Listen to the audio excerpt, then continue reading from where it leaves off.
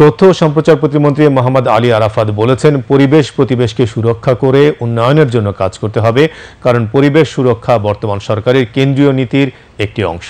আজ জাতীয় প্রেসক্লাবে বিশ্ব মুক্ত গণমাধ্যম দিবস 2024 উপলক্ষে সম্পাদক পরিষদ কর্তৃক আয়োজিত আলোচনা সভায় প্রধান অতিথির বক্তব্যে তিনি একথা বলেন। অনুষ্ঠানে সম্পাদক পরিষদের সভাপতি ডেইলি স্টার সম্পাদক Mahfuz Anam, news print owners অ্যাসোসিয়েশনের সভাপতি ও সমকাল সম্পাদক এ কে আজাদ সহ সংগঠন দুটির নেতৃবৃন্দ উপস্থিত ছিলেন।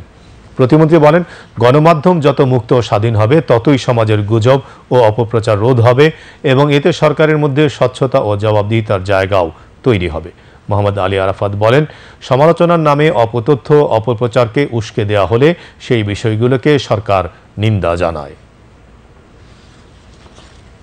ডেভেলপমেন্ট যেগুলো হচ্ছে সেটা যে সাস্টেনেবল ডেভেলপমেন্ট, পরিবেশ প্রতিবেশ সুরক্ষা করে, এটার একটা বড় প্রমাণ হচ্ছে সাস্টেনেবল ডেভেলপমেন্ট গোল অ্যাচিভমেন্টে বাংলাদেশ পৃথিবীর 200টা দেশের মধ্যে পরপর 6 বছর 1 নম্বর অবস্থানে ছিল।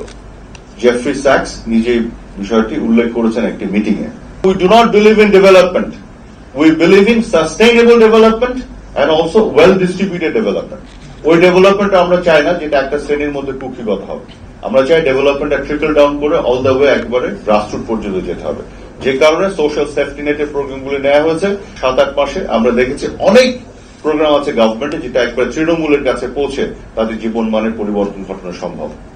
সেই ধরনের স্ট্রাকচার তৈরি হয়ে আছে। বাকিরা তো আমাদের চিন্তা ভাবনা এবং প্রয়োগের উপরে।